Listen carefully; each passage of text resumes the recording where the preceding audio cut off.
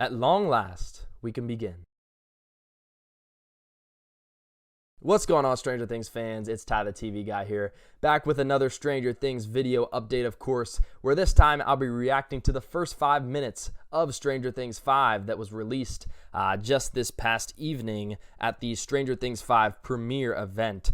So I just wanted to kind of come on here, give my reaction to it. I was thinking about recording myself reacting to it live like I did with the trailer, but I just felt like I wanted to watch this on my own, and that when actually watching film from the episode, I wanted to kind of focus more rather than commentating throughout. Before I get into it, make sure to like this video, subscribe to my channel for more Stranger Things content, especially rankings and theories once the first volume of the season comes out in just about 20 days now. But alrighty, so the only 2-3 characters, I guess depending on how you look at it, that we get in this first 5 minutes are Will, Vecna, and then the demogorgon that transports Will and terrorizes him, takes him to Vecna at the public library in the Upside Down. So that's all that happens in this first 5 minutes. Honestly, kind of what I expected. It's actually funny. I was having a conversation with my girlfriend about it. She was like, "Oh, what do you think it's going to be about?" I was like, "Yeah, I think it's going to be like focused on Will, just kind of like the backstory elements of that." And sure enough, the whole thing was about that. So I did have a hunch, and I did remember reading the script that like the first couple lines were going to be like, you know, someone singing a familiar song, which of course he is singing as we see in this, "Should I stay or should I go?" And so I thought that would just carry out and be the whole first 5 minutes, kind of like the intro scene before we get the Stranger Things music in that first episode. So to walk back through this a bit and relive it with you guys, it starts showing Will in Castle Byers in the Upside Down singing "Should I stay or should I go?" like I said. And then eventually it flashes to the demogorgon kind of smashing the wooden pieces of the exterior of Castle Byers and knocks it down. So Will panics, reaches for the gun that he got from his shed back in season 1. Remember, obviously, this is a flashback scene. He had that gun in the shed before we see what happens to him. So apparently he was able to transport that gun with him to the Upside Down. And then he uses that on the demogorgon here. He shoots it like right in the mouth, which we know is like the only effective area to shoot these demogorgons, where it can at least stifle them for a second, in some cases kill them. But he was able to like set it back for a minute. It kind of staggered, and then he got to running away. And I gotta say, even though Noah Schnapp didn't do the acting for this, obviously it's like his face kind of transposed with CGI, AI, whatever, on like a little actor. Noah Schnapp still, Will gains aura points from this whole sequence, I gotta say. I mean, you start out shooting the demogorgon right in the face, aura. He's running away, Loki got some wheels, aura. And then what happens next is, as he continues to try to escape the demogorgon who's hunting him down to bring back to Vecna, which we now know, Will finds a tree and like climbs up the tree like a boss, like it's nothing. I mean, we got to get like a whole spin-off now about how little Will was a master tree climber. So yeah, I mean, I'm just kidding to a degree, but he was exceptionally good at climbing that tree, I must say. And then he jumped from one tree to the other once the demogorgon discovered his whereabouts and started climbing up the tree after him. And so he jumped to the other tree, couldn't really stick the landing, which I'm honestly glad about. I think it was getting slightly too unrealistic if he was able to swing from one tree to the other and like hang on it with like really good strength at like 12 years old here. I think he was already pushing the limits of reality, and so he did like hang on by a thread by his bag for a little bit, and then he fell all the way to the ground, was kind of passed out, and then the demogorgon dragged him back all the way to, like I said, the Upside Down version of the public library, where Vecna is waiting for him, kind of hooks him up to this vine / like tube that transports these upside down Vecna curated fluids into his body in this disgusting display. And then he's basically like, "At long last, we can begin.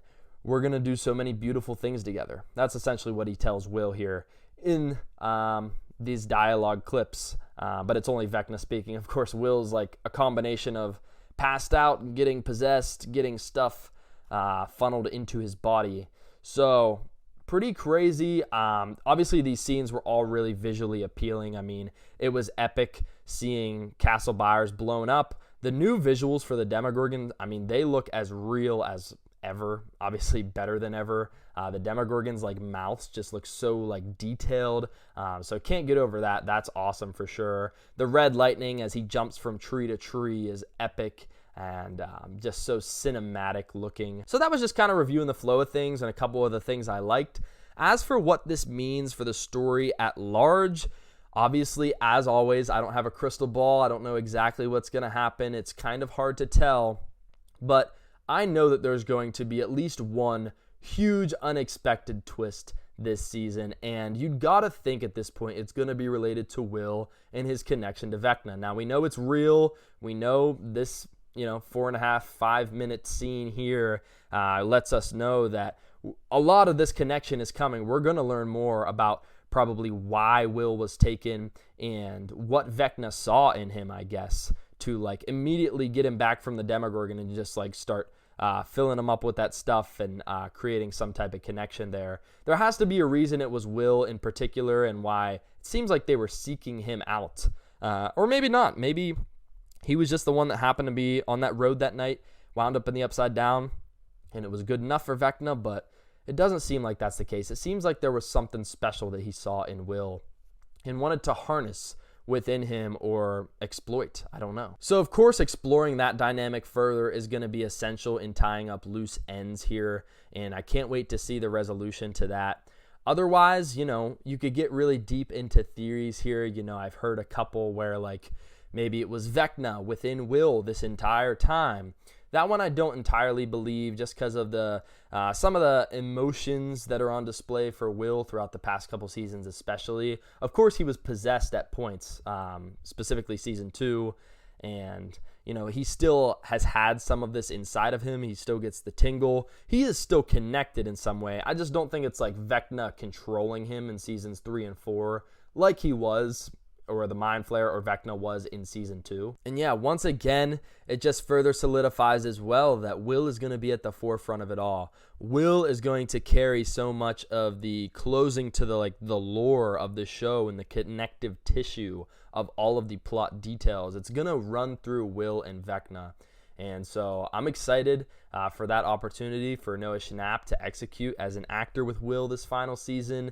And obviously Vecna is the most captivating villain we've got from the show, and the fact that he's the mastermind behind it all, it appears, is super creepy and menacing the way he does things, and I just love him as a villain. I love that there's that human touch and element that, with the way they introduced us to Vecna, the character, and who he ends up being in Henry Creel and 1. It just brings that human element to the monster as well, which I always seem to like those types of villains and monsters better, where you kind of know their backstory, motives. It's not just they randomly hate the world and they're just some creepy monster guy. No, this person has motivations, this person has a past that drove them to be the monster they are now. But what's the whole deal? What all went down between these two?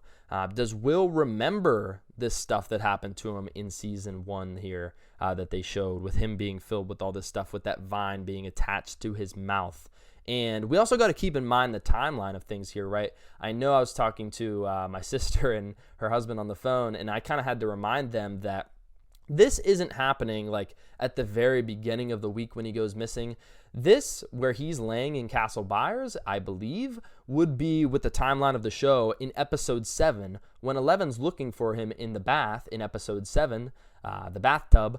She goes in there and he's laying in Castle Byers singing that song, telling them to hurry, and then the episode ends with his castle being blown away like it is here. So that's basically picking up at the end of episode 7. And so in real time, because Joyce and Hopper essentially leave to go find him in the Upside Down right after that, in real time, he probably wasn't attached to that vine or that fluid dispenser, whatever you want to call it, that Vecna put in his mouth. He probably wasn't connected to that for all that long. And so to me, that begs the question, where did Vecna go so quickly that he was out of the gaze of Joyce and Hopper when they showed up in the Upside Down to save Will? That's just kind of an interesting thought I have, because if you're putting it in real time, it was probably only a couple hours after Eleven saw him, looking upon him in the Upside Down from the void that she's able to tap into, that they were down there to save him.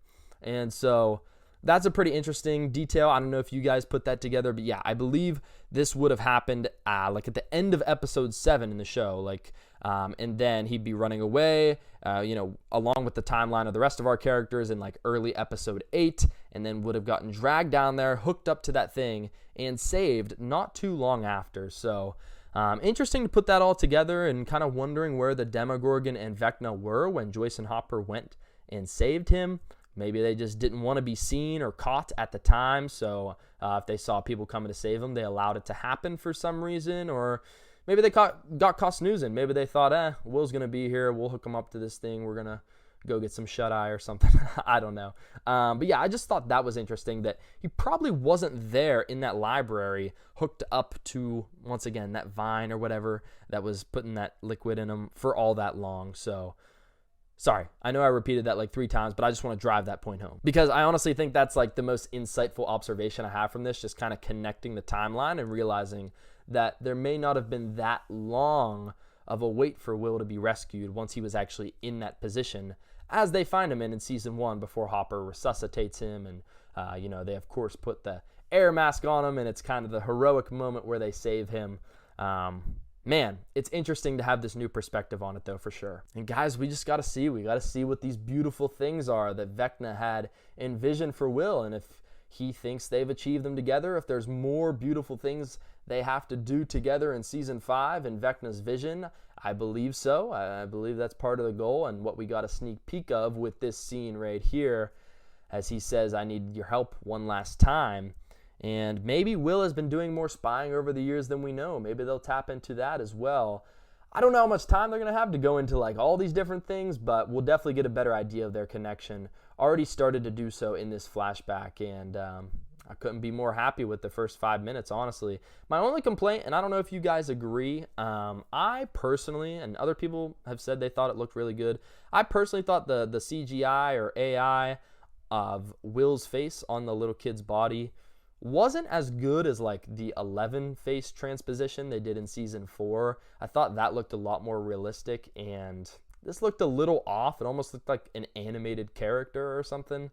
I don't know. That's just my opinion, though. I mean, especially with the time and money that was put into this, I thought it would look a little cleaner, but I know I'm kind of picking at straws here. Maybe you guys liked it, though. Let me know what you think. But otherwise, I don't have much else. Just ran through the first 5 minutes, what happened, a little bit of my interpretation of things, and kind of putting things in perspective in terms of the timeline and what we can look for moving forward. But it doesn't give us that much in the grand scheme of things, but it's really cool to see at face value a little flashback and what Will was dealing with and how he tried to make his escape, but wasn't fully successful there. So we'll leave it at that. Subscribe to the channel for more content for season 5 of Stranger Things. I'm so excited we're almost there, and I'll see you in the next video. Peace out, guys.